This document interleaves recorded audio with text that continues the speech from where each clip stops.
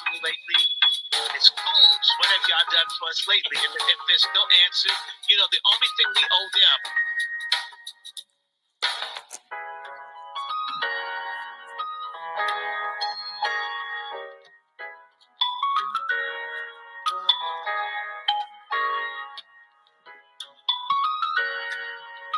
Hey, Brother Mark, white woman to you, sir.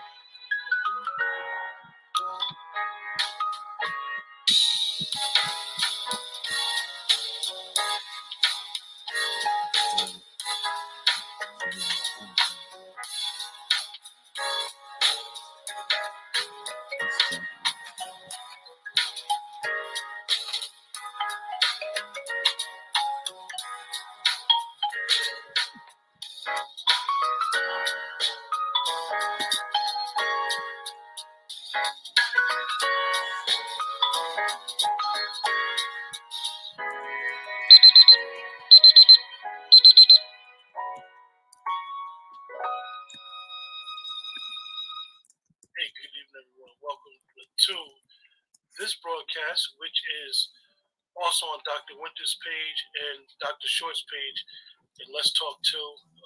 I really can't say much. For me, I like to always be authentic and real.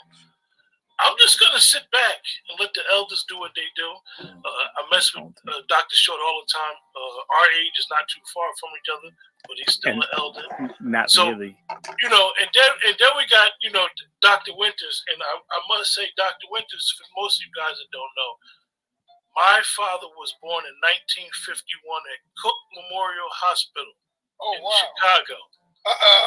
Him and Dr. Winters are the same age, so we alumni, baby. We alumni. When he comes around, I just sit back and just be in awe, And I might blackmail him one day about his black book. I'm thinking about it. I don't know if I want to do it yet or not. Well, so that black book, I had to give it away, man. Tonight's conversation, gentlemen, is black leadership. Do we have it? Does it exist? Is it the code? Who enforces the code? When one of us get out of pocket in regards to the code, do we need a face to be our leader?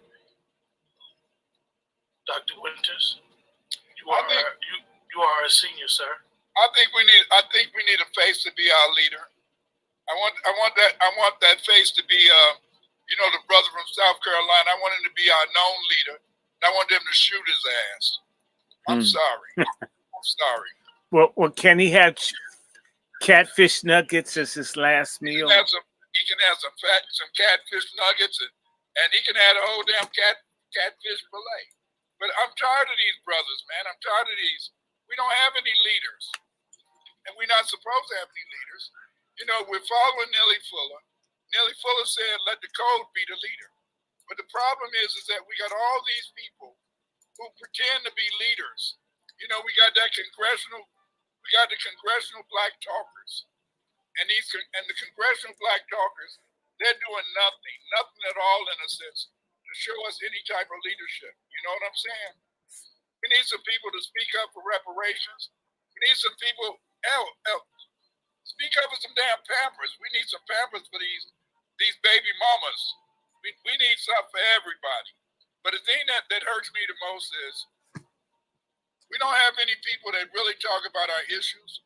We don't have any people, in a sense, who are really trying to go to the media to try to get something done to help the FBA community. And I think that this is something that is that's terrible. It's terrible. Here in Chicago, we got Johnson.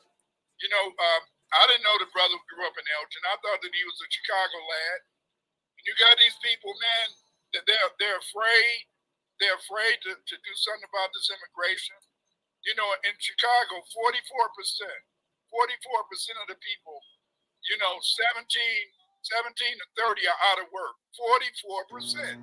And yet they're bringing in these immigrants. And yes, it's a lot of, that stuff on Biden, you got to understand. every Friday, Biden tells you they make it look like the unemployment rate has went down, and then the next week they correct the total. You didn't know that? You know, they make it look so Friday they do a progress report, and then Monday, Tuesday they say the numbers was jacked up. Yeah, they say the numbers were too low. But see, this is all that kind of try to fool us, because you know we've been fools for so long. You know, back in the day. See, what happened is that we got social media now. And see, these brothers, you know, they've been used to hiding in the White House. They've been hiding, in a sense, in the motel. They've been, you know, trying to find some way that they can, you know, disguise themselves. But see, luckily we got, you know, Dr. Short. And Dr. Short is exposing all of this mess. You see, there's nobody following the code that is supposed to be a leader, you see. You know, nobody's following the code. What do you think, Randy? I mean, Dr. Short. Well, you can do whatever.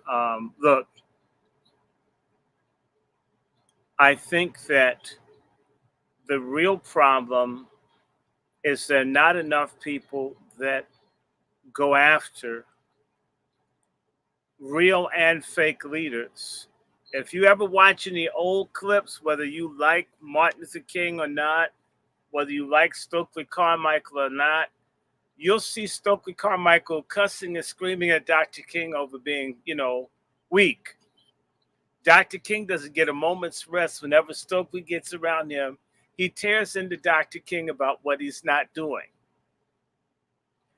It used to be a time in our community when somebody was trashy or not performing, that they would be criticized, they would be harassed, they would be made fun of.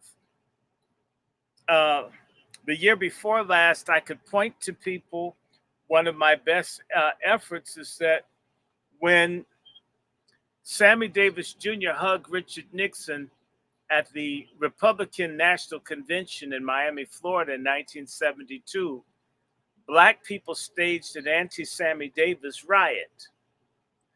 Black people destroyed Sammy Davis records, canceled his bookings, threatened disc jockeys were afraid to play his records because they go get their ass beat over playing Sammy Davis.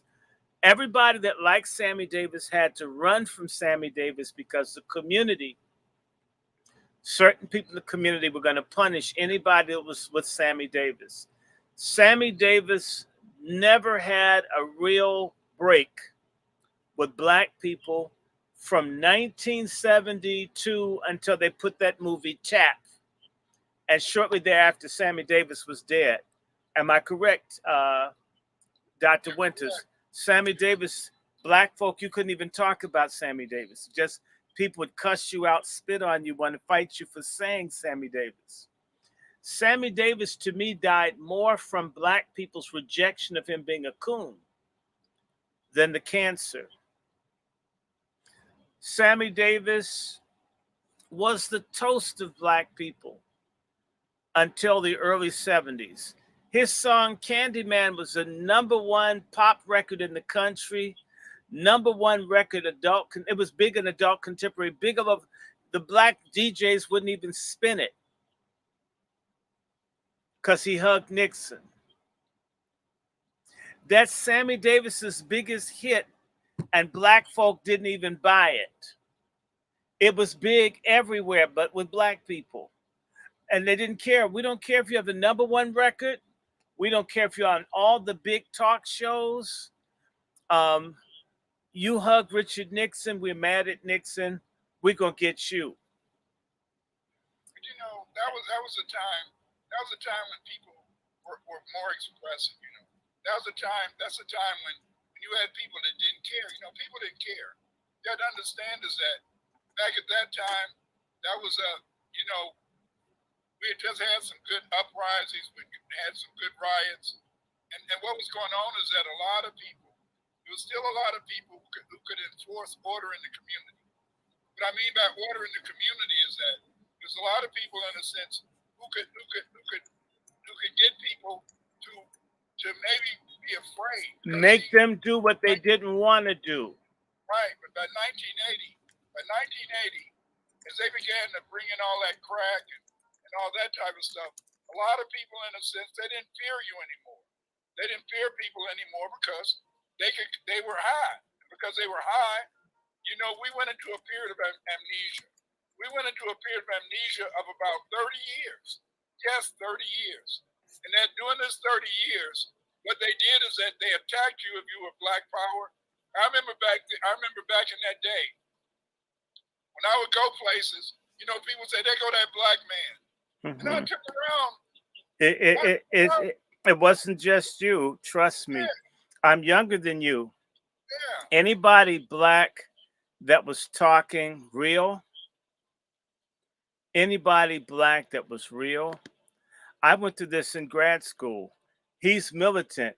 He's a crazy Black nationalist. People would see you and run. I'm not intimidating. I'm not super tall or super anything. And all of them knew. Let me tell you, we would be in class. I can just tell you what it's like to be at school. And there'd be a class discussion. A white kid would get up and say, Black people are inferior. And most of the other people, by the way, this is at Harvard, Dr. Winters. You know, a predominantly white environment, you really find out who coons are. And all the coons in the room don't want to say they're not inferior because a white person said it. In this instance, the teacher was Black, but still they didn't want to say anything because that white kid could come from an important family or he'd get a reputation for being outspoken. So a lot of these coon conservatives that you see who always put the Black community down, they can understand every white mass shooter that kills Black people. They start learning how to justify horrific treatment and public disrespect. And these folks start saying these Black people are weak. If you corrected someone white and checked them, they would never sit near you to say to white people, I'm not with the Black person that stands up to you. Please see me as different from him. I remember, y'all familiar with Source magazine? Yeah. Schechter and this other guy, I don't remember the little guys' names. They were at Harvard the same time as I. And I remember they asked this white dude who's not from DC to talk about go-go music. And he's Jewish, yeah, I'm gonna say it. And he says, well, go-go music, it's music from Washington, D.C., and it's mostly slow. And and by the way, people like this bitch on the Supreme Court that I went to school with, the one that looks like a catfish with glasses, the kinds of stuff that could be said of Black people, and they wouldn't say anything about it. They would just sit there and prove that they could handle what's called constructive criticism. It's always constructive when people are talking bad about Black people. Say something critical about, say, GCPs, how they have a disproportionate rate of mental illness. I don't know why, or Tay-Sachs, or other things. That would be seen as racist, bigoted. How dare you? And you could hold up a publication printed by their people, and still you shouldn't say it because in reality, as a Black person, you have the right to criticize nothing. Be glad that we tolerate your existence. You're so repellent. Let me tell you something. So what I said to Schechter, if I'm correct, I said, go-go is fast too, white boy. And all the Black people gasped. People literally ducked to try to, he was white. I didn't call him a name. I said, white boy. Let me tell you something. Source magazine was launched by as much as 4 or 5 years of free labor given to 2 Jewish gentlemen from the Philadelphia area. They would not create a Black magazine for hip-hop music, but would get behind Jewish folks who couldn't stand Black people and worked for free for years.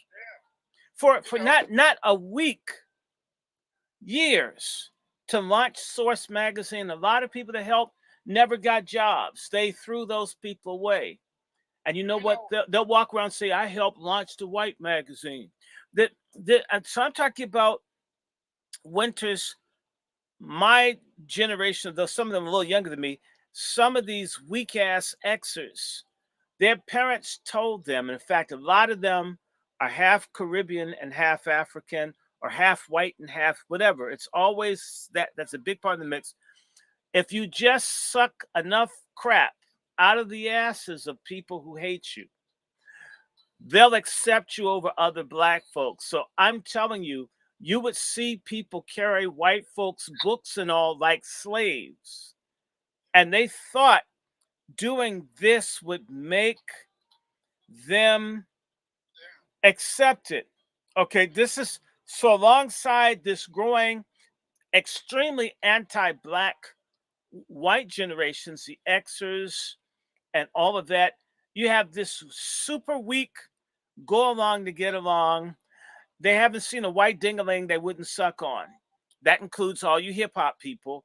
If it's to make it would have been unheard of in the 70s and 60s for someone to demand a blowjob from so many artists and people go along with it. That's unique to this post-crack or this crack generation where just everything became trashy. We had drag queens, but they weren't the majority. We had studs, and studs weren't the majority. We had sellouts, and sellouts weren't the majority. You couldn't kill someone or come close to killing someone like what happened with Michael Brown, and you had all those legions of black people watching him bleed out on Canfield Drive Avenue, and they didn't do anything to the police. Yeah. I mean, that would not have happened even in a place like Birmingham or Selma. So there's been the traitor leadership of black people that really came in under two things. The Reagan era started and the Boule era started at the same time. Don't you guys? The Boule era never stopped. But it went into remission. Let's be honest. Okay. The Boule had to join the black movement or else be left in the dust by the black folks that woke up.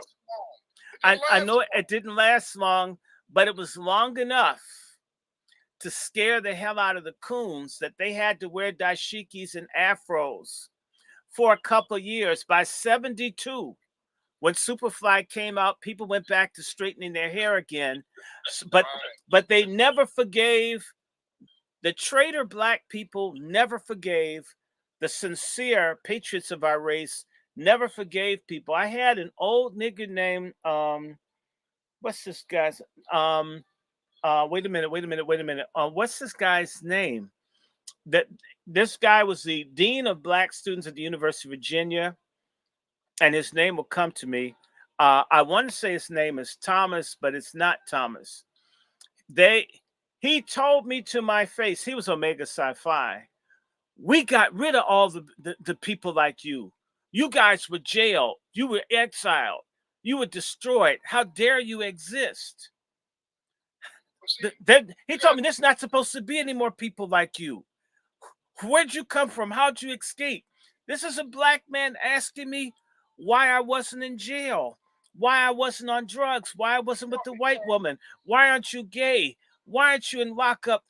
Why are you on the campus here to bother me, to raise black issues? We're tired of you guys. We got rid. In other words, we betrayed everybody like you. How did you get through? And see, one of the reasons for that, you have to understand is that. And he was your generation. Back then, you know, a lot of people were fakers. A lot of people that I thought was really down, like you said, by the mid 70s, early 80s, everybody started back straightening their hair. And then you found, in a sense, that a lot of people, they would call, like when I would go down the street, when I would go to conferences and meetings, they'd say, that's that black man. And I would say, we all black. No, they said, that's that black man. They would move away from you. See? And yeah, that's what I'm saying. I had the same experience, Dr. Winters. When we would get to campus, they'd say, there's another one. There's one like you. He's across campus. They literally, I'm talking about black folk. Oh man, there's another one. There are like 4 of you up here. Everybody else is a coon. Everybody, they would tell you, oh, there's another one like you. By the way, most black people are traitors. Most black people are scum to their own cause. They literally knew anybody black that had any desire to stand up.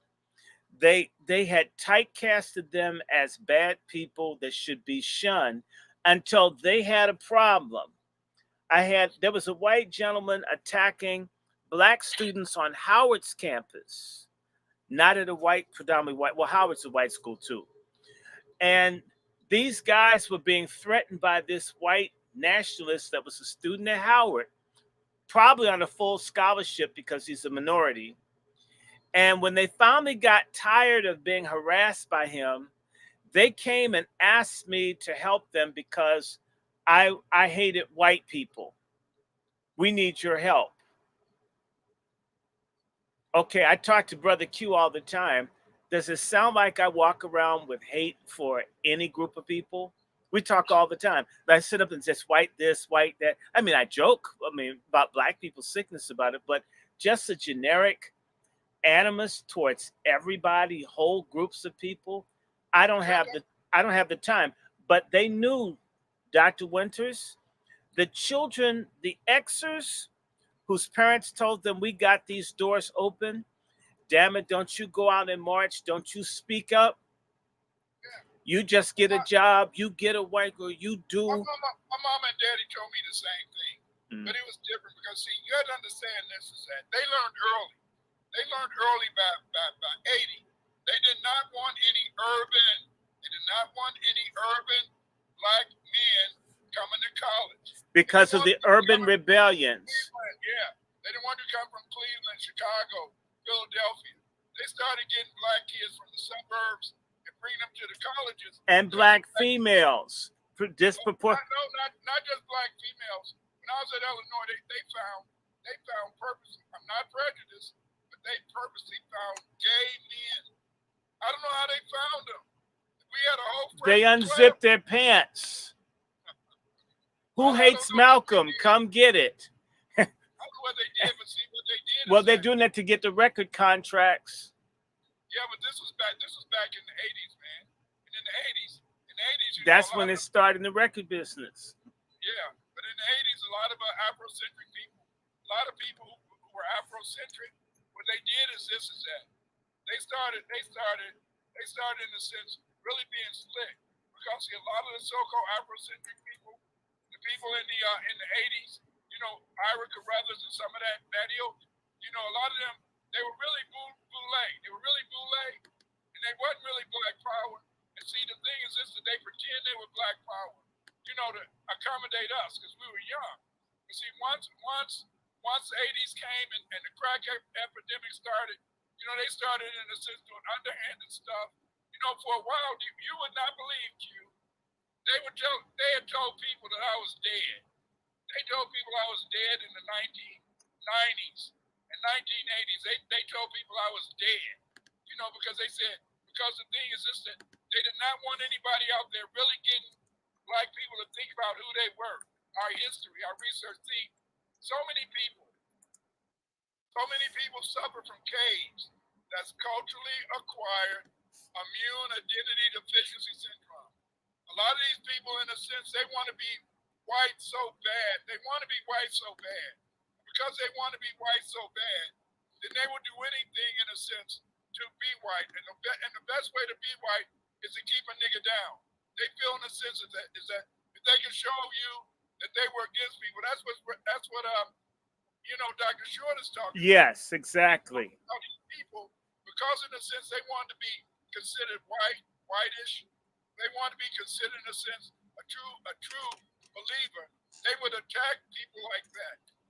People like Obama. That's what Obama was doing at Harvard when he was a student. Obama was supposed to do that. I know. Obama was not part of the community. He was not part of the grassroots. That's what got Gaddafi killed. Just because Gaddafi saw a black face, he thought that Obama was a real was the foundation of Black America. He thought that things was gonna change. They gave that brother a Nobel Peace Prize. They didn't know that he was not of us. You see, he was a descendant of the Black Huguenots. You know, he's a descendant of the upper class, the bourgeois. And see, no matter what we say is that the bourgeoisie, the Black bourgeoisie are enemies to the people. And the reason they're enemies to the people is that they will go along with you for a while. They'll pretend that they're down. And then as soon as you turn your back, and they get somebody to stab you in the back, you're going to be down. You know, they started getting people put in jail in the 80s. People started getting killed, you know, because the fact is this is that they did not want to really be supported. What I had to do is that during the 80s, what I did, I stopped writing. I had to stop writing stuff dealing with African history and Afro-American history. I had to start writing on Dravidian history over in India. Because see, the brothers over here, they had decided they were gonna keep people from hearing my stuff because they didn't really want Black people to be Black.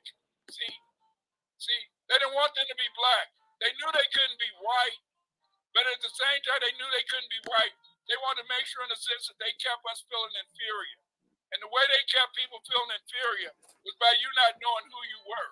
And so then they would isolate people like Dr. Short, isolate you on campus because he was an urban person. Remember, the riots mainly occurred in the urban areas. It was not country people. You know, they started in a sense giving people who went to school in the country folk, they gave people in the HBCUs, they gave them jobs. When I graduated from college, I went to school for 4 years. I had a BA and an MA. I had a BA and an MA. I couldn't get a job in Chicago.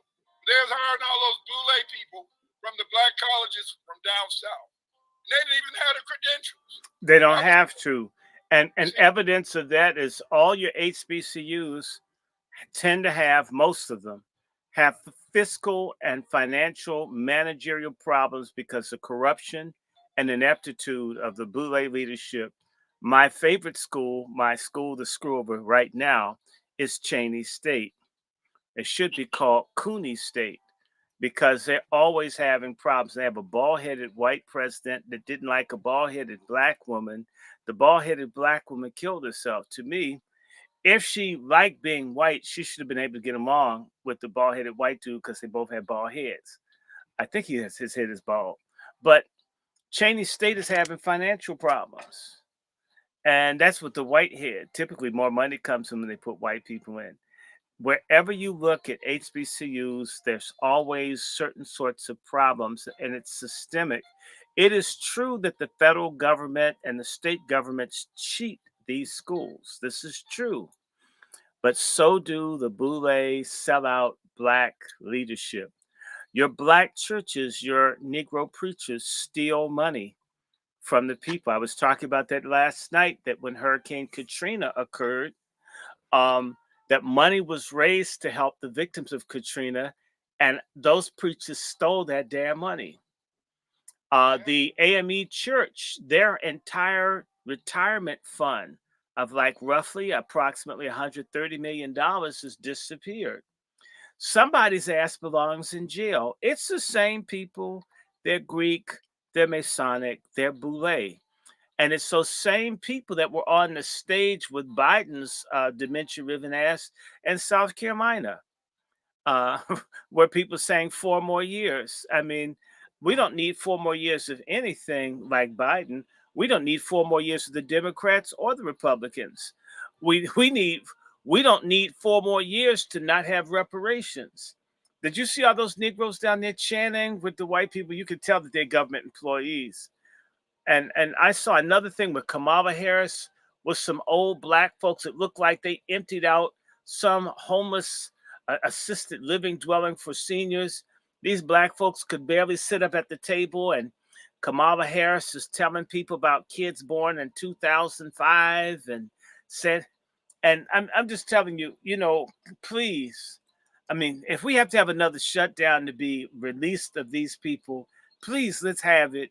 And we know they'll line up and get theirs, and we won't have to be bothered with them anymore. I'm tired. Well, like I agree. We got to get them coons. We got to. Of all ages, my generation too. They will take the shot. I'm sorry. They will take. I don't want to lose this. They will be medicated.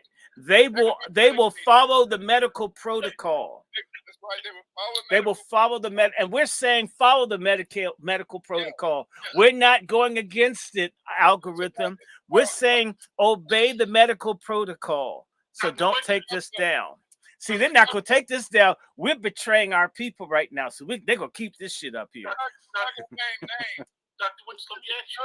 Certain well-known so-called black people who have been sick recently, and the reason that they've been sick is that they went and got the medication. You know? Well, no, they followed the protocol. You see, Martin Luther King's son, Dexter King. Yes, sir. And they said he died. I mean, it's just relatively fast.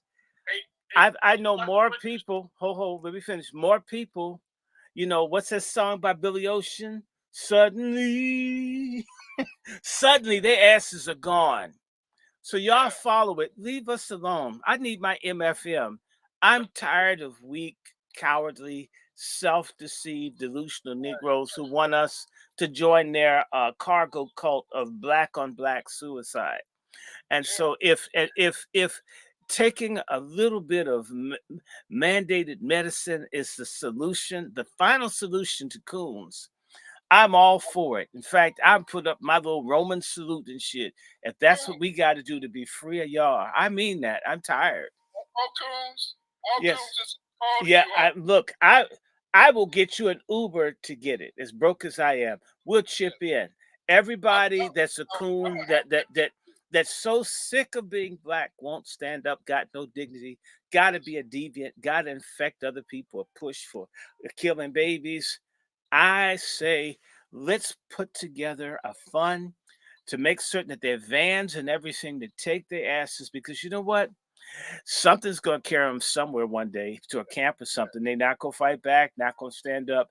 Then they're opening this up. And I'm going to tell you something. One place it's beginning to kick in. We're seeing these actors and actresses. But let me tell you something. Did you hear about the president of Brazil faked getting his medication?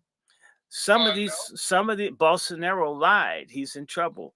There are coon pastors and they're coon representatives in government who disobeyed and did not follow the medical protocol. And they sat back and let y'all be guinea pigs and shit, and they didn't get theirs. And I think we need affirmative action. We need to make certain the next time that there is a shutdown, that every single solitary black person that doesn't stand up gets follows every single solitary word of the medical dictum of mandated medication, even if I don't believe it myself. That's how I feel about it. You know, I agree 100% because see, we have to understand that we have to stop this. And I'm getting sick. I'm getting sick and damn tired. Getting sick and damn tired of all of these people that won't help the coons die. They don't want to help the coons die. Let the coons follow. Trust that science. Trust that white supremacist science. Believe in it. Trust it. It was on TV. You don't know? Watch the TV. They told you it's good. You use it. Please. Yeah. Dr. Winters. Go ahead. Let me ask you a question in reference to Dr. King. I think I integrated my people into a burning house. What he meant by that is that by the simple fact that he encouraged people to be integrated, he meant that it looked as though we were going to be progressive. It looked as though we were going to get things out of the New Deal, but we didn't get nothing out of it. Open housing only helped the Jews to move out of Chicago in the Schomburg, because many of the suburban areas, you know, Jews couldn't move in. Open housing helped them. And Jews were under what was called restrictions. Right. That's locks and bagel Jim Crow. Right, and so a lot of them lived on the southeast side of Chicago. This second instance, we were put into a burning fire because we didn't understand is that You cannot stop. What they did is that, you know, what's the first thing? The first thing my mom and dad taught me, they said, Clyde, if you want to make it in this world, you can't let your left hand see what your right hand is doing. Martin Luther King, he lived as long as he was fighting for black people rights. But Martin Luther King, he forgot. He forgot. He started thinking that he was just as good as white folks. And the minute you think you're just as good as white folks, you're going to die. What do I mean by that? Instead of him trying to fight for us to get stuff, instead of him trying to concentrate on us getting jobs, us getting a check, he started talking about the Vietnam War. That wasn't none of his business. That wasn't none of his business. See? And then when he started talking about the Vietnam War, he made President Johnson say, I helped this nigga get something, now this nigga gonna stab me in the back, kill him. See what I'm saying? See? But if he would have kept on trying to fight for us, see, our problem is that instead of trying to concentrate on FBA issues, instead of trying to concentrate on trying to bring us up, we gotta always bring everybody in. We gotta always try to get these allies. These allies never stick with us. We have no allies. And so when he said he put us in a burning house, he was saying that he left us vulnerable. He made us feel that we had accomplished something. He made us feel that we had made it to the top, but we hadn't made it to the top. We hadn't won. Because see, when you're dealing with the European, when you're dealing with those folks, it's a constant battle, you know. Yeah, but you know what? I'm gonna tell you something. Kamala makes it to the top all the time, but it's a poll, and that's a problem. So she gets to the top of the poll, but she goes back down. Getting to the top isn't the point. My father, I used to be mad when I was growing up because my father, he had fought in World War II. And I used to be mad. I said, why don't we have a house? He said, Clyde, if you get a house, the white man gonna fire you from your job. And so then I didn't even know until a few years ago that they didn't allow black soldiers who fought in World War II to get the GI Bill. See, you know, you had to go to a barber college. And so then what I'm saying is that so we're always angry at each other. We're always angry at each other. And we're always blaming each other for the lack of progress, the lack of success. But it's not our fault that we don't become successful. It's not our fault that we lose. The problem is, in a sense, is that we don't understand is that it doesn't take 1,000 people. It doesn't take every black person to be together. What it takes is a minority of people who want to stick together to fight for what's right, and it takes people to be on code. And that's why we're so lucky. Family, you're lucky to have a man like Dr. Short out here. Because Dr. Short, he makes us understand what's going on in terms of reality. Sometimes Dr. Short, he give us cod liver oil. Y'all don't know what cod liver oil is. He give you cod liver oil. It'll make you want to throw up. It'll make your stomach ache. But at the same time, he tells you the things that can help us to move forward. We need more people who will stand up, 10 toes down, and fight for us. Tell the truth. And see, that's what Martin Luther King was saying, is that he put us in a burning house. In other words, we thought we were winning, but we didn't win, we lost. And the reason we lost is because everybody stopped fighting. All them Uncle Toms around him, Jesse Jackson, you know, Jackass. All of those people in Atlanta, you know, they all sold out. They all went looking for money, but they were preachers. What do you expect? Preachers, well, half the taxes, twice the sex. Oh, I heard that. You asked. See, we lost it. See, we had to understand is that all that stuff was a facade. It was a facade. It was a public relations thing. You know, Dr. Winters, we're going to do your book tomorrow night. In fact, I need to go and grab it. The book, that is. Don't add to what I said. This book on propaganda that we were reading. I know you know about Bernays' elder brother. We need to get our people looking and thinking and understanding how we're just completely lied to, manipulated, I was taught. That's what I was taught. I was taught to be a social studies teacher when I was going to the University of Illinois. They taught us that we were supposed to be propagandists. We were supposed to tell kids how to love America, but they didn't. But they didn't want us to teach civics anymore. You know, civics is when people learn how to vote, how the government works. By about 1982, by 1982, they didn't want us to teach civics anymore. Mm-hmm. They didn't want the average person to understand how the government works. Well, they don't even offer history in a lot of school districts. It's an elective. Right. So, you know, I met people that had never heard of Henry Ford. They didn't know who Columbus was. Yeah. I mean, and these are all black kids, dumb as fuck. God damn, they're dumb. They didn't know any of that. I mean, the only Jackson they had heard of was Michael Jackson. Andrew Jackson, who is he?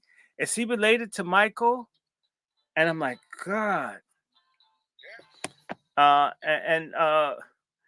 tell you, a lot of this also has to do, is that they remove men from the homes increasingly with this Boule reboot. Because there are things that your father will tell you that your mama's not thinking about.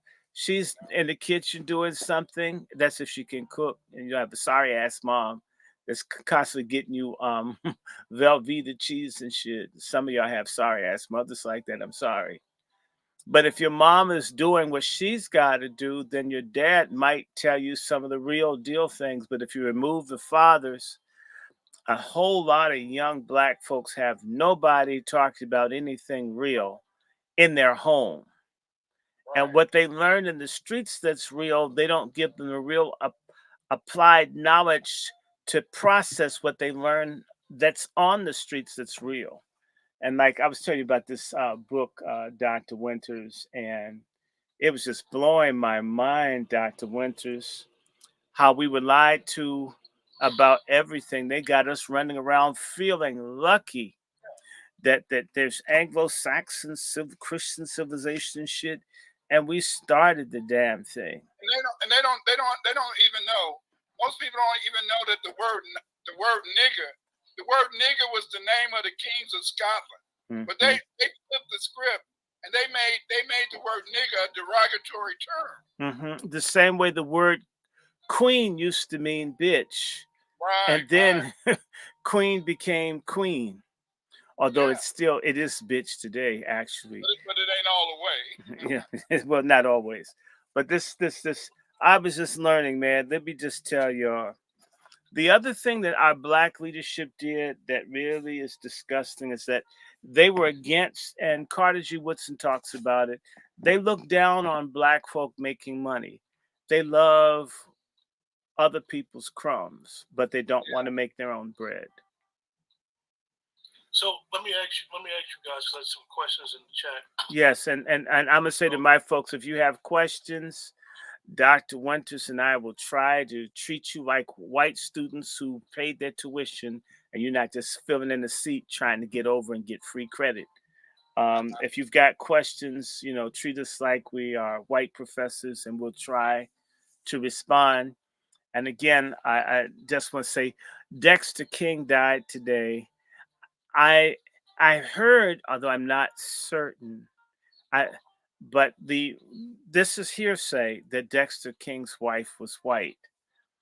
I don't know. What did you hear, Winters? Did you hear that too? I didn't really investigate it. The main thing that I was wondering is that what did he do prior to that? Why did he die so suddenly? I was concerned about did he go and get the vaccine?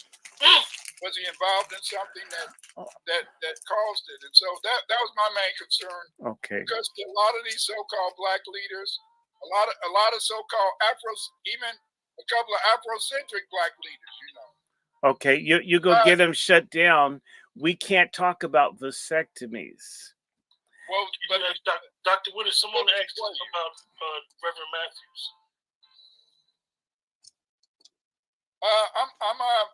I'm still cool with Reverend Matthews, but the point is this: is that he, you have to in a sense respect people and sometimes you may grow in a different direction.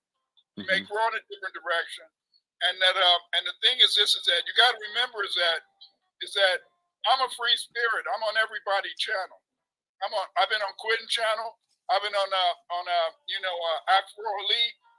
I'm gonna go on Dr. Short channel tomorrow. Yes, he's going to treat me like a white son at long last. I've been treated like a black son. I feel like I'm a plantation mammy's kid. And my dad's in the big house. That's my daddy too. Anyway, I'm sorry. Yeah, but the whole point is this: is that you don't never turn on your people. You never burn bridges. It's very important to understand is that every person has to live their life. Everybody has to live their life within the limits of their life. See, and the thing is this: is that it's just like anything. Sometimes when you're trying to relate to people, and you move in a different direction. See what I'm saying? You move in a different direction. And I'm the type of person is that I'm with everybody. You know, there's no black person that I don't want to help, and I'm going to be with anybody that wants to be helpful. You see, but the thing is this though is that it's just like anything. It's just like might ride a pony for a while, but then you move forward. But that's it. It's about moving forward. It's about doing things. I don't know about Dr. Short and his relationship with Reverend Matthews. I'm assuming I've never done anything. I always apologize to him because I always do gratuitous obesity jokes. And I understand that that's creating problems on the home front. So I understand, because you got to live with who you live with. So I would rather him have me as sparingly as possible so he's happy in his life. Because ultimately, when you go off the air, you got to live with someone. Right. So I don't know of any. I've never said anything. If he wants me, he can always write me. I'm not hiding from anybody. And the only thing I can say to you is if I would like to get along with everyone, but I don't get along with everyone because not everybody's likable. Not everybody's ethical. Not everybody is up to what they say they are. There comes time where even, I've got my shortcomings. So if you don't see me around someone for any period of time, it could be any number of things. Scheduling, they could be busy. Maybe they get tired. I mean, their audience, we're tired of seeing that strange nigga with his stupid jokes. And that's cool. I mean, I'm not upset. Go ahead. I want to see Bag X. I'm looking for Bag X. Okay, well, we were talking with him and Chef C today, and what we are hearing is that, and I want to hear from the audience. A lot of the boomers and the Xers didn't like Brother Bag X, but you're a boomer and you liked him. Because, I have a Brother Bag X thing on the channel, and it's the second from the worst performing video on my platform. I was shocked. And even though I send it around, nobody looks at it. So you have to ask him to come on because it's the election year. That's right. And we know he's going to have his tap dance shoes on. Well, I don't know if no Brother Bag X probably doesn't tap dance. They probably does the electric slide and try to cop a feel off of a couple of people. Oop, I'm sorry, something like that. But I got a question for you, Dr. Winters. Nice question for you. Go ahead. Who originated the term FBA? What? The original term FBA is based upon a concept from Claude Anderson. Claude Anderson, he used to refer to us as Native Americans, and he felt that given the fact that they were bringing so many immigrants into the country, that the people who were the indigenous people of this country, they should begin to call themselves by a name that would reflect that we were different from all of the black immigrants that were coming in, because Claude Anderson felt that eventually that we were going to run into problems. Because he felt that they were bringing in the immigrants to try to replace us. Oh, they've always wanted to do that. Right, and so he developed the idea of Native Americans, and then Tariq Nasheed He went into then they had DOS, descendants of slaves. Then that became organization, and then it was Tariq Nasheed who developed the idea: why not call ourselves Foundation of Black Americans? And he felt that by calling ourselves Foundation of Black Americans, that moved us away from being mixed up with Native Americans. Because whenever you say Native Americans, then people, in a sense, think about the Mongoloid Indians. Whereas when you say Foundation of Black Americans, then that's the unique term that relates to us. See, we are the Aboriginal people. The foundation, the so-called Red Indians, they weren't originally in America when the white man came. When the white man landed in Jamestown, it was Black Indians. What they did is that the Mongoloid, the Red Indians, they came up from Mexico and they followed the buffalo. See, people don't know it used to be herds of buffalo in North Carolina. It used to be herds of buffalo, gigantic herds of buffalo in North Carolina and Virginia.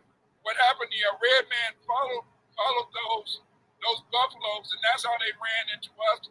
We adopted them, and we adopted the red man. They kept selling us out. They've always sold us out.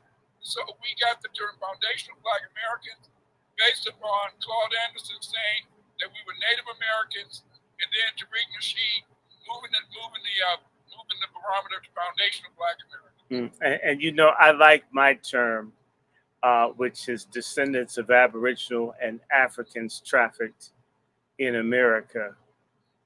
That's cool. I love that. You forgot some of your ancestors. Okay, well, we have to be careful because when you talk about the ancestors, my God, let me tell y'all, minus the damn typos and shit, this is a halfway decent book. You can get it for about $10, $12 on Scamazon. And you just learn some very interesting things about how the kings and queens of ancient Scotland and the British Isles were Black people. In fact, I had to call Dr. Winters up because I have a line of my family that's called Barrington, like Great Barrington, Massachusetts, where that screwball Du Bois is from. The Barringtons are descendants of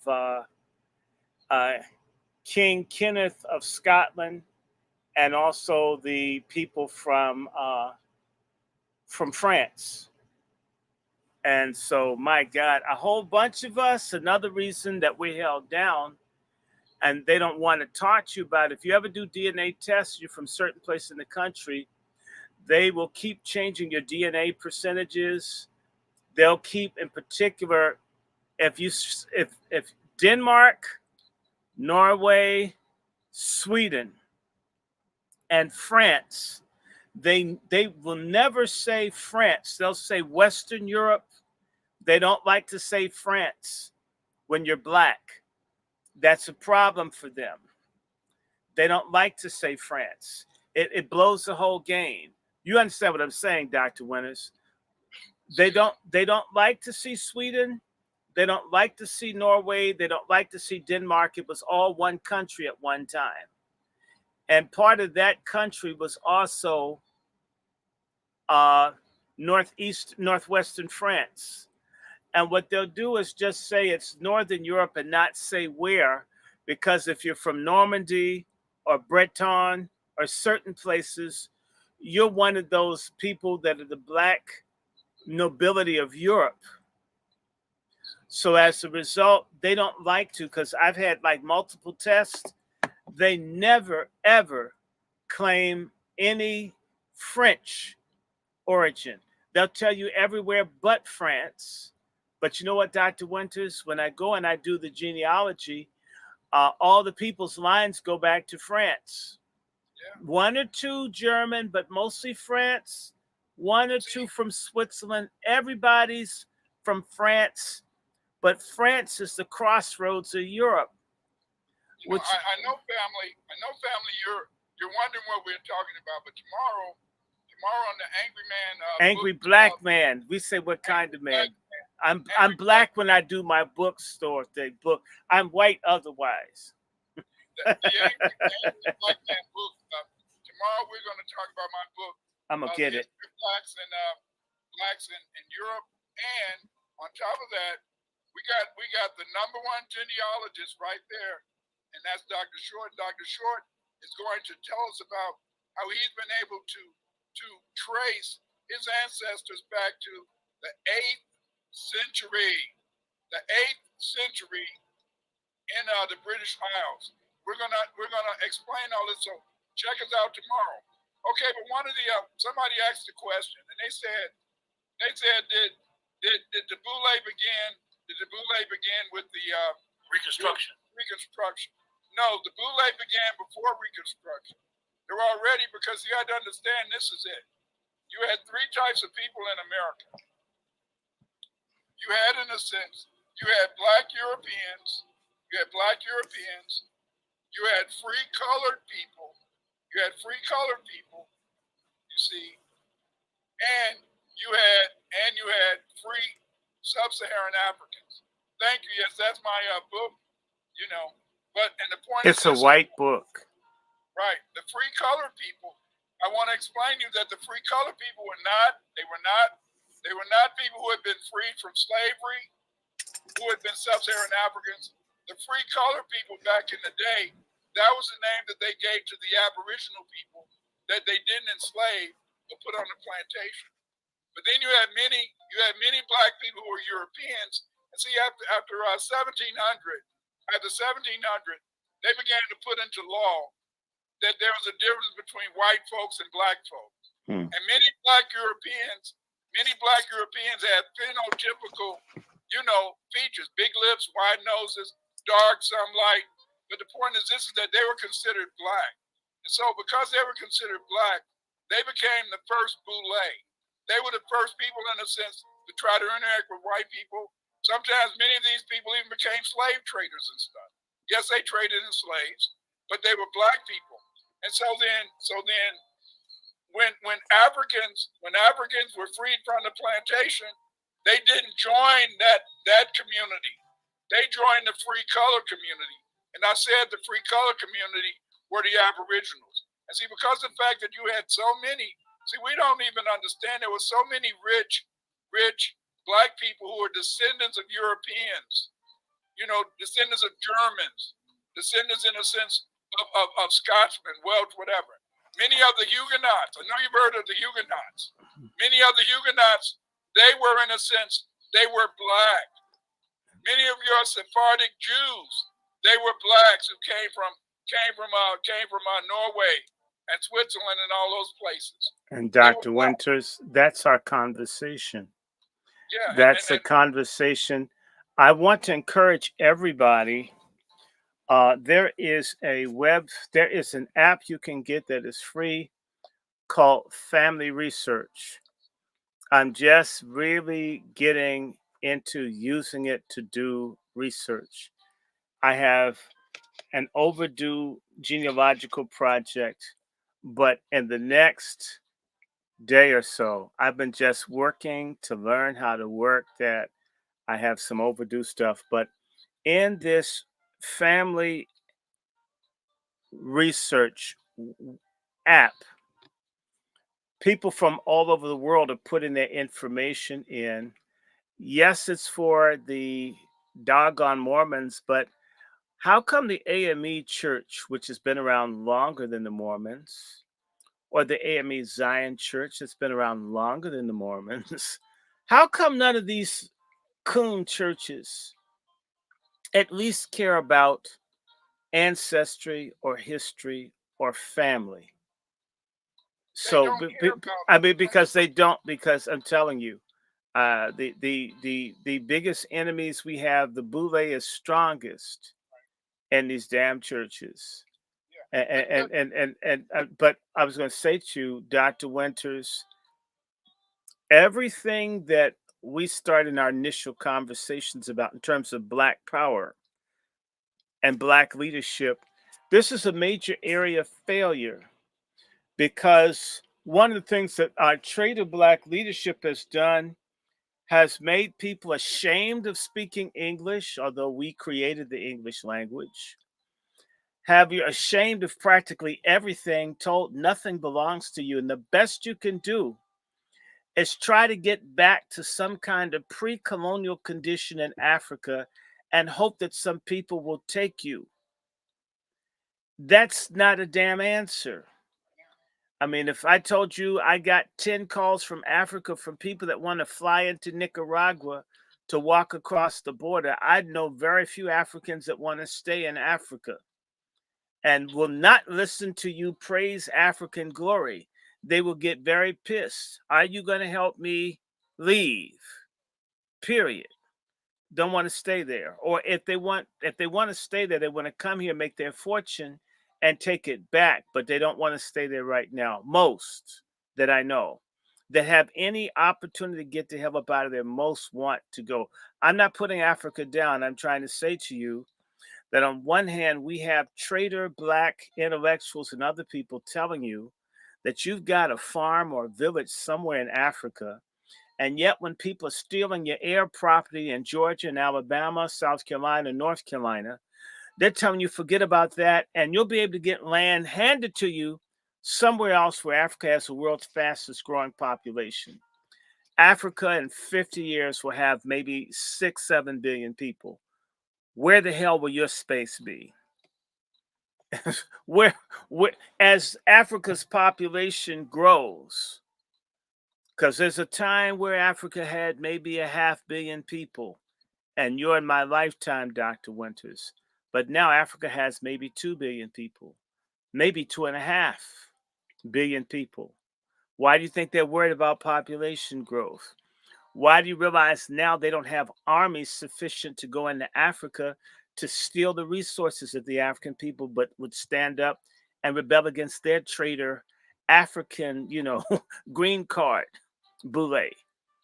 So when they tell you that you have no African connection, no connection to America, which I think is cruel and it's criminal, and everything is based on Africa. You're just an African. It's very dismissive. I'm not knocking Africa, but when Africans ask where are you from, they look at you and say yes. Is there anything else? Some do. Those that have enough sense. Those that see you without any reservation oftentimes recognize you as cast off descendants of slaves. Not like your brother or sister. You're like that crackhead uncle or the junkie father that would piss on himself all the time. They don't feel any loss about our asses being gone. I'm talking about most. You want to get some respect from Africans? Let Africans know that you have a lineage that is in America and Europe and Africa. And I can pick and choose which one I'm most comfortable with. Africans respect that. But when you say, oh, please teach me your language, somehow just let me be a gopher in your tribe so I can have an identity. Nobody respects that shit. Our leadership has told people disrespect us. We belong nowhere. We have no history. We have no lineage because we're in America. We're just pathetic family, child and family services outcasts from the world. And somebody let us be a part of you so we can be something. Even Malcolm X pimped that shit. I got plenty of history in this country. And you don't just have kings and queens from Africa. There were kings and queens here in America. Right. There are kings and queens that were black in Europe. I want to bring out to you that little commoner bitch, Fergie, who was screwing one of the royals. You heard that her ass is dying of cancer. And I would die if I had that many wrinkles in my face. I'd have cancer too. Damn. Huh? I'm telling you, she looked like somebody had just done action painting on her face with wrinkles, man. There was just so many wrinkles. It looked like a worm. There's so many wrinkles on her face. Fergie is a commoner.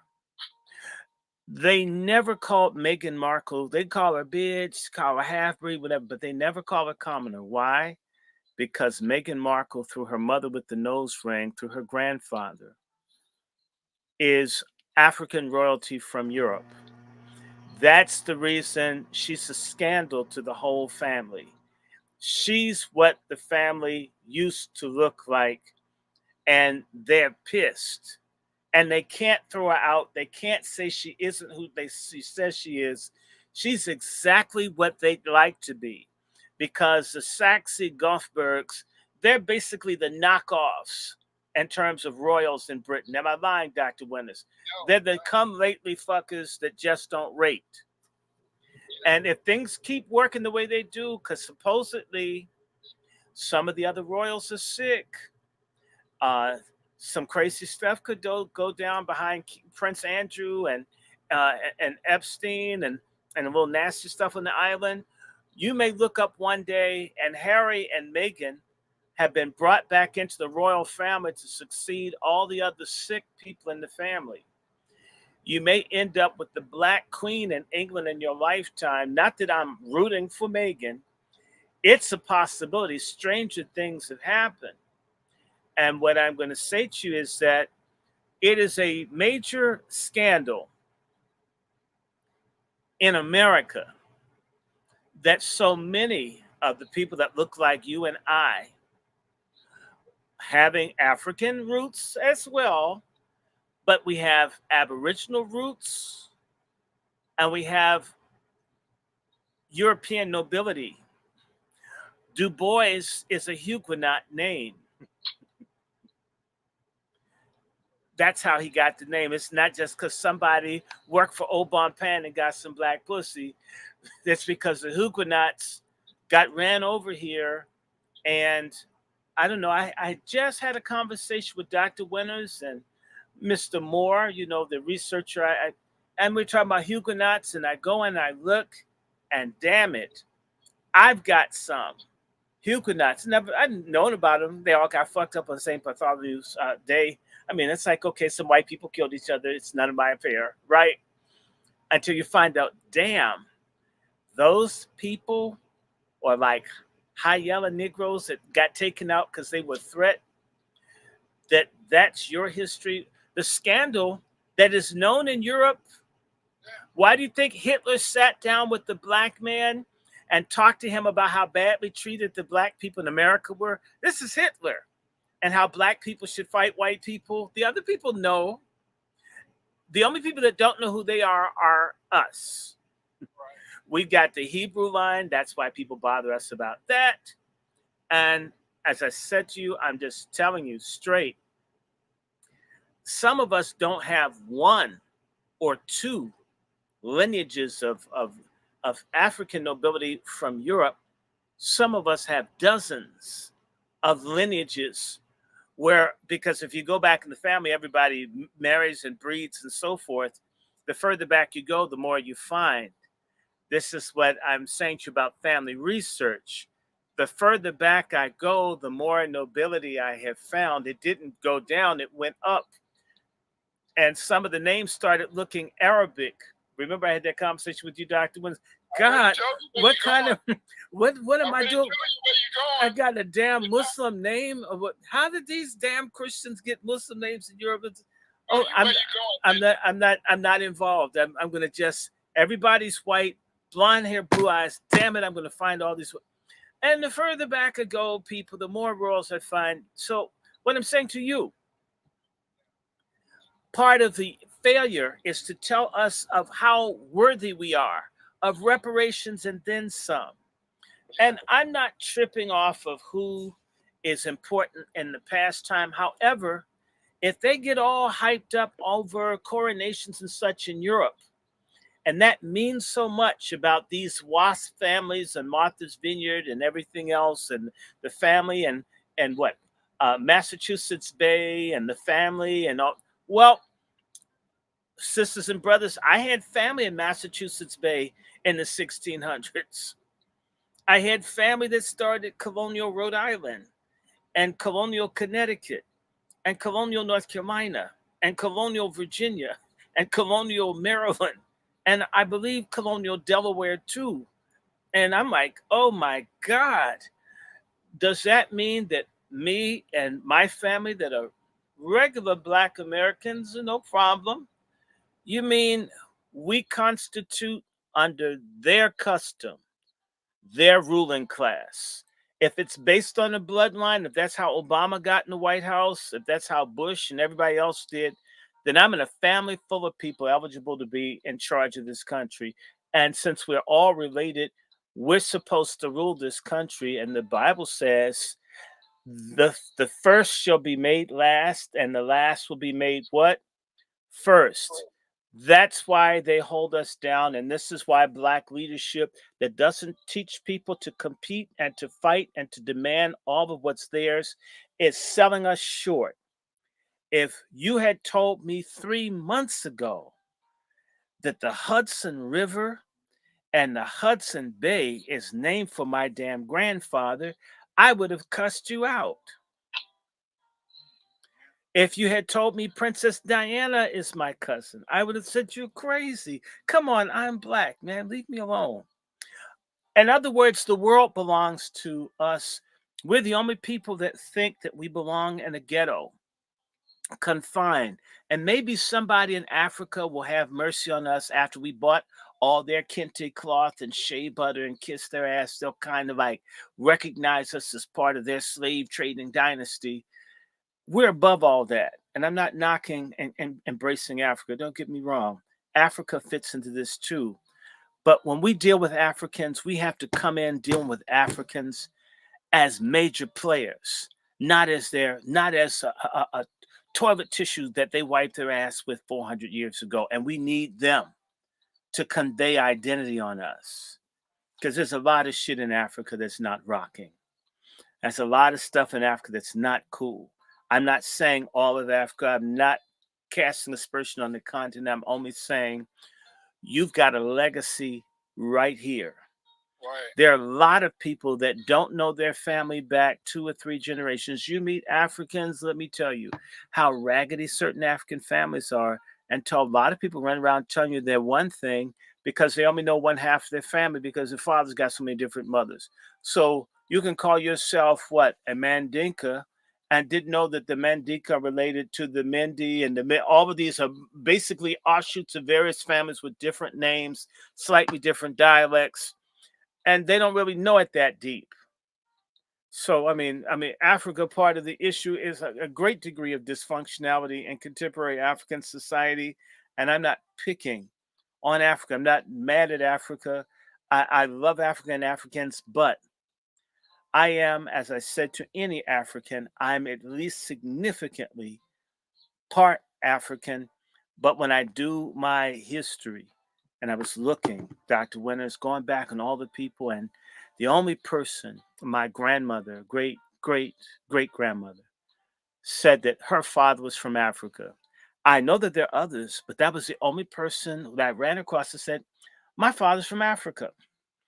Everybody else, I don't know where my father and mother's from, and because a lot of them are Indian, and there were Black Indians here.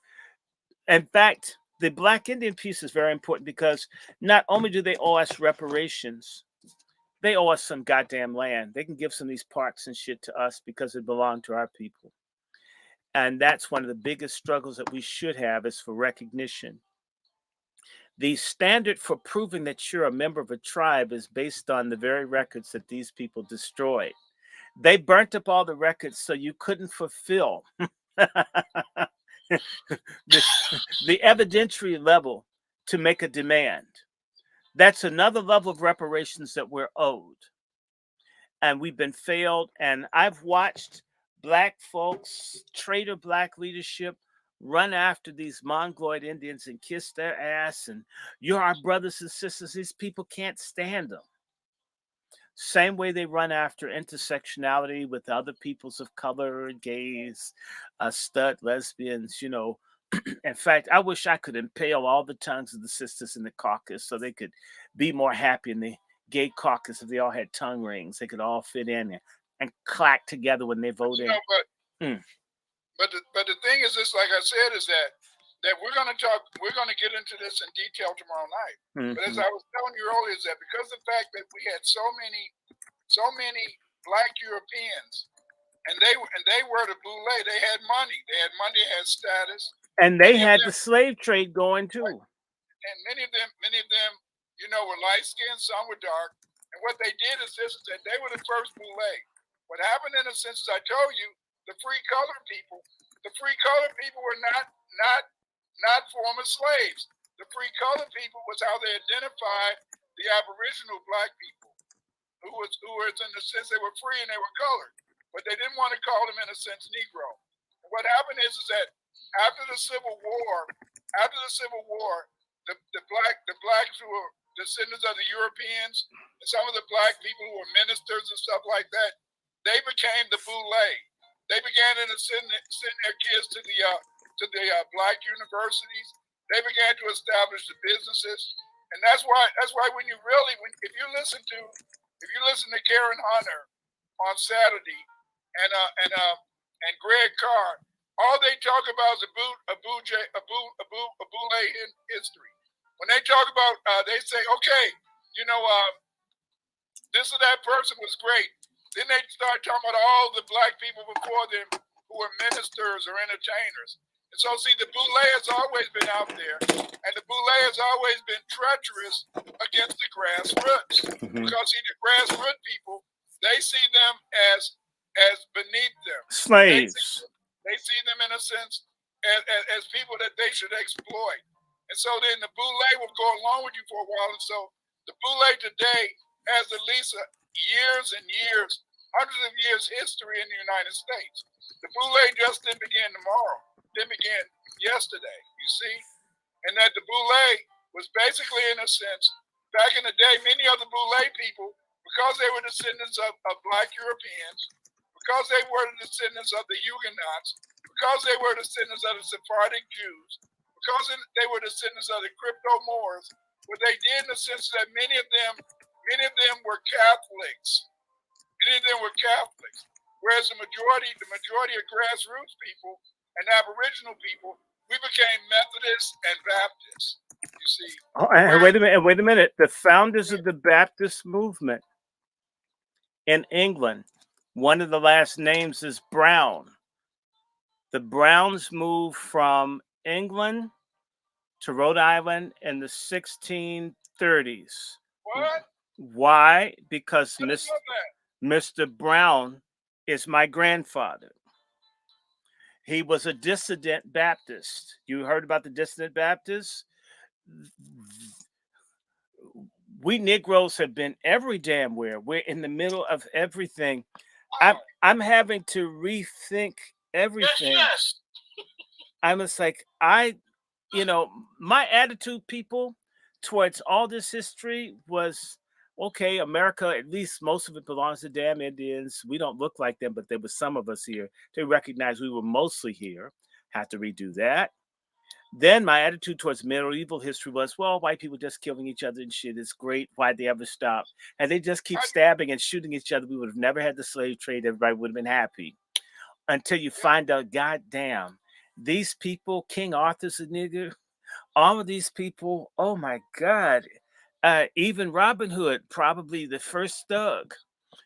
Almost everybody, because the sheriff of Nottingham, one of them was one of my uncles. And I'm looking back, this is my God. That means that Western history is our history. It starts in Egypt, and that's why we're great. It ends with us. We're the last great thing in human civilization in terms of music and everything else. That's what makes us a unique people. In 1625, the first black chattel European slaves were sent to America, you see, and they were chattel. That's one of the reasons in 1625. But see, they started kidnapping.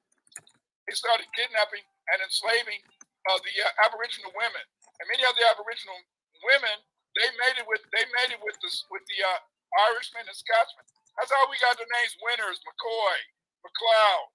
You know, that's how we got the expression Scotch by, because they were cheap. That's right. That's how we got our names. You know, our masters didn't give us no names. Do you really believe the way white people felt about us, that they wanted us to have their names? No. They didn't give us our damn thing.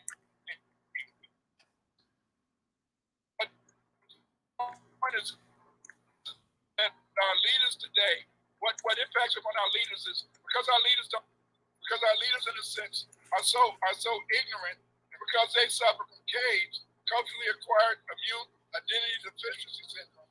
They don't really realize and see themselves as being great. See, when you know your history, you understand that you're never as good as the white man. You'll never be as good as the white man. Never. Because you're better than the white man. That's why he can't compete with you. That's why he invented white supremacy. He invented white supremacy because he can't compete. He can't compete. When Dr. Short is telling you that we're unique, look at us. We're based upon the Aboriginal people. The Aboriginal people were made slaves. They were fighters. They lost them in the wars, but they did fight back. Black Irish, when Oliver Cromwell came to them, they fought Oliver Cromwell. They lost. And Oliver Cromwell made them chattel slaves, and he sent them over here. But he sent his best, he sent musicians. He sent the best of society. And not only that, some of the people that fought Oliver Cromwell were from Tyrone, which is why that's in Ireland. A lot of people don't know Tyrone is a name from Ireland. It don't sound Irish because so many people are called Tyrone. But the Earl of Tyrone, one of them, O'Neill, oh my God, a 13th great grandfather of mine. My God, this is blowing my mind, folks. We should feel very good about who and what we are. The intellectual leadership, the sorry ass people at your HBCUs could teach this history, but they won't because they're waiting for their white colleagues to talk about it. Right. I'm going to tell you how it is at these HBCUs. They wait to see what. Let me tell you something. If the black elite had to be a part of the body of an elephant, it would be the tail, the closest part to the ass. They're nasty. They're backwards. They want to be in the other people's poop as long as they're nearby. They don't care. They have no dignity, none.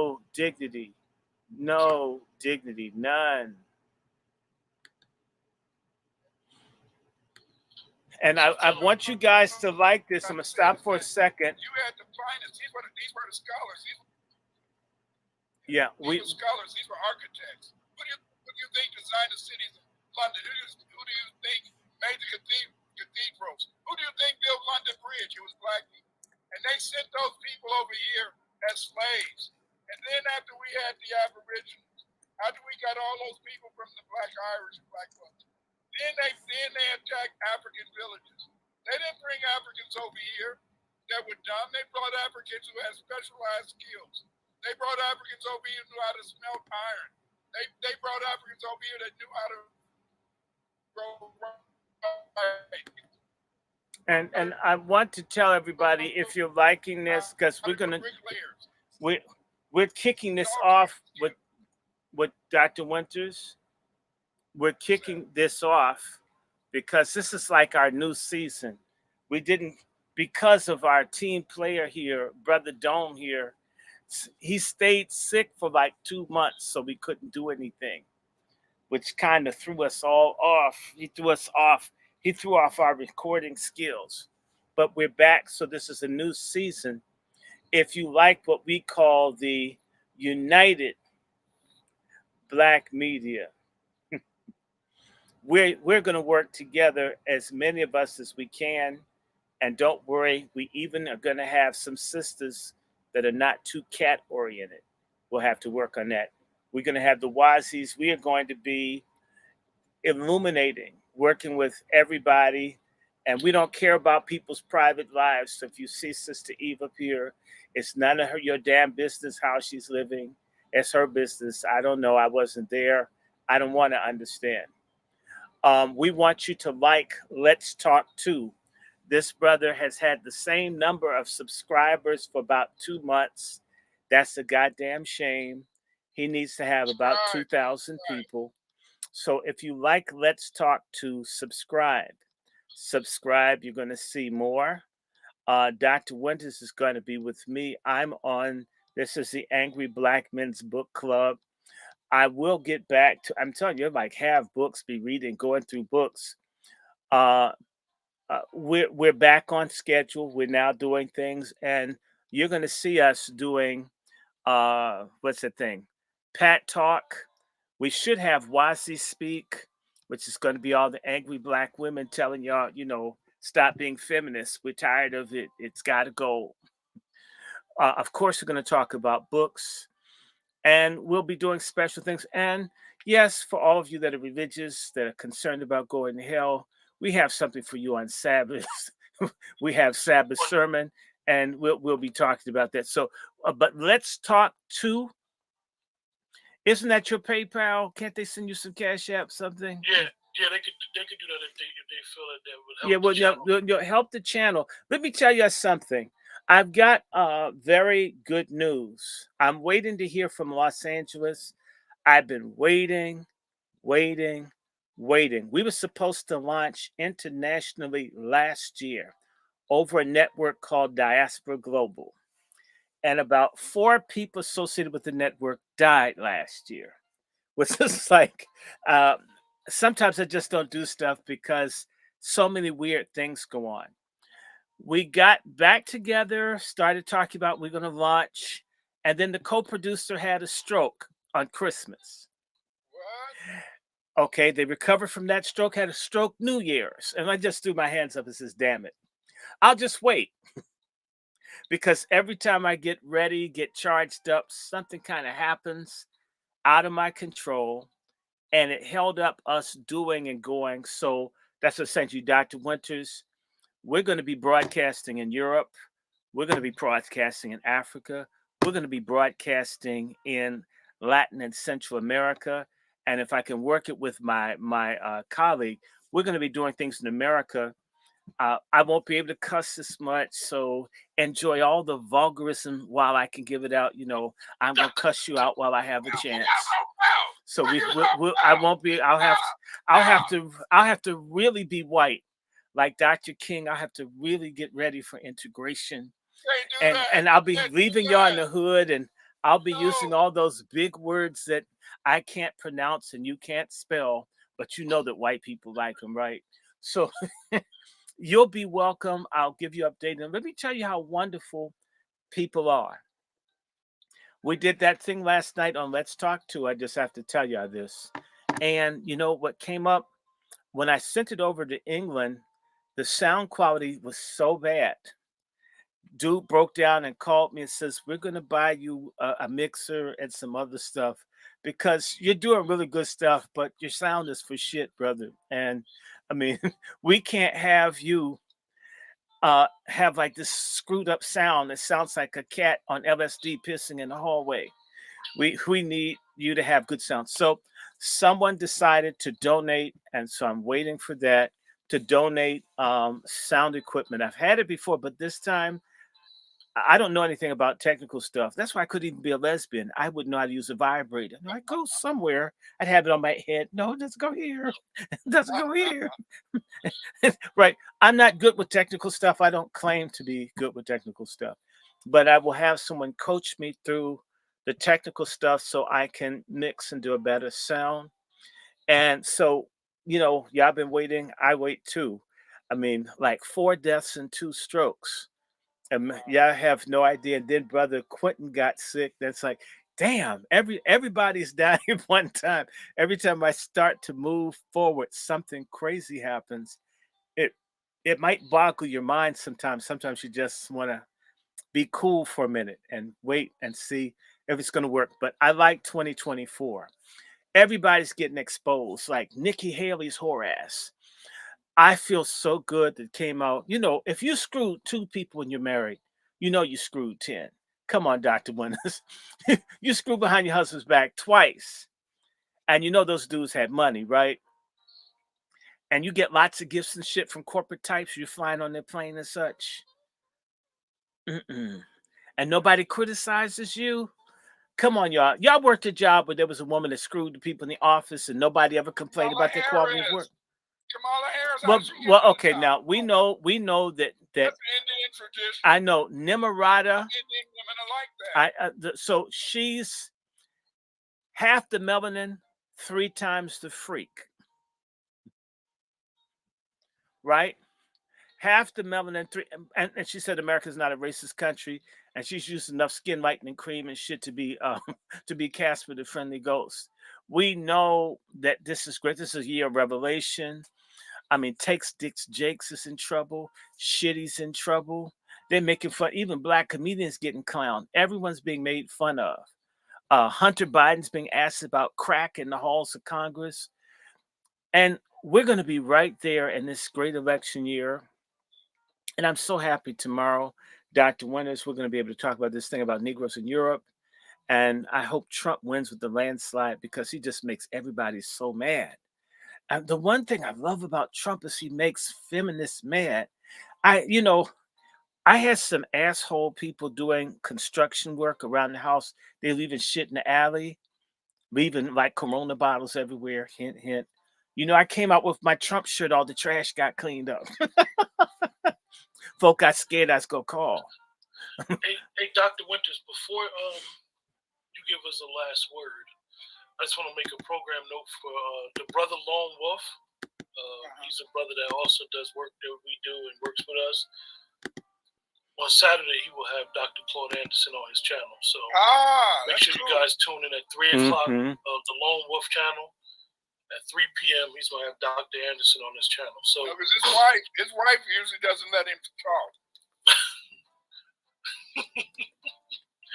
So make sure you guys check it out if you want to hear Dr. Anderson. And that's on Lone Wolf Firearms.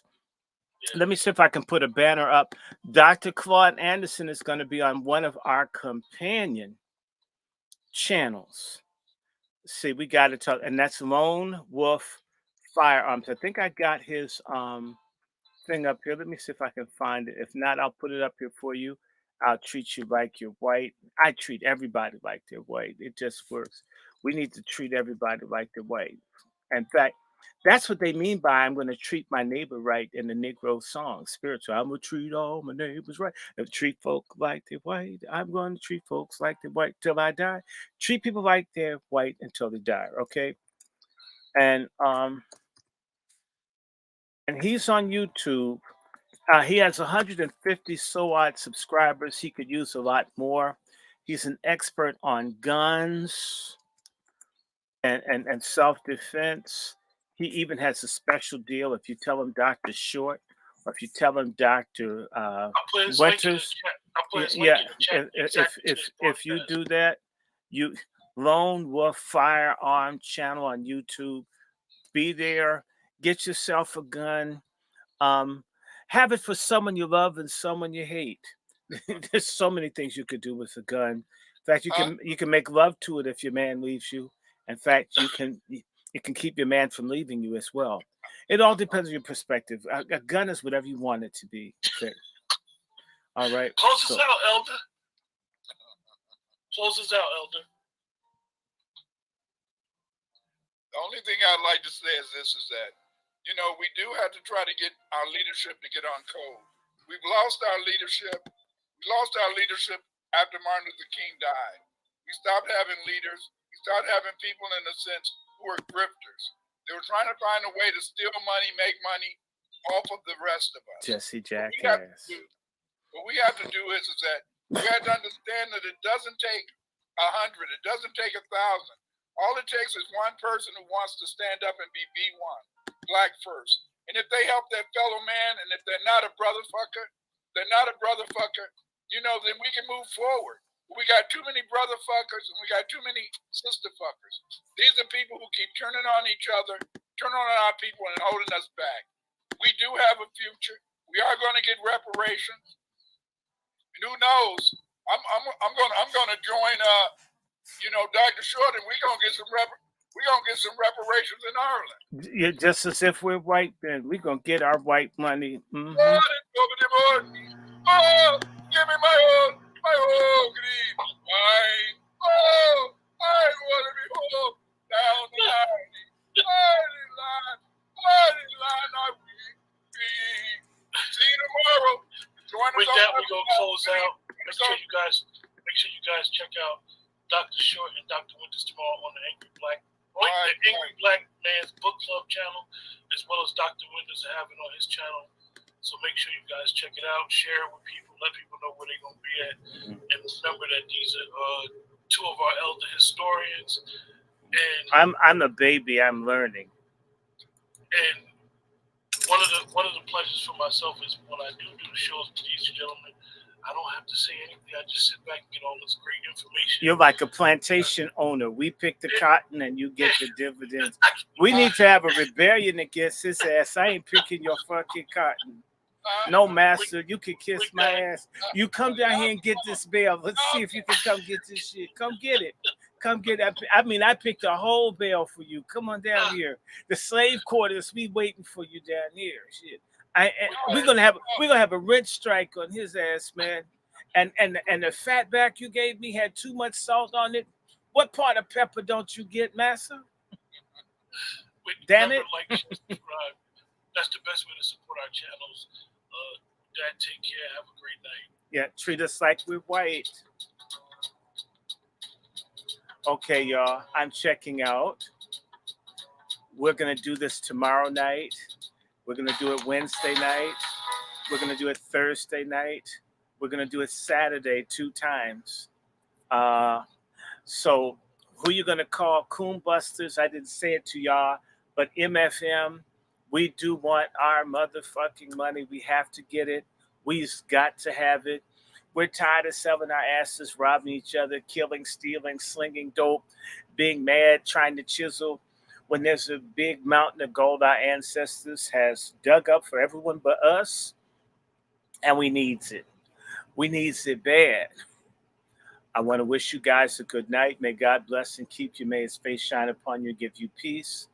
Continue to like and share and subscribe to the Angry Black Men's Book Club.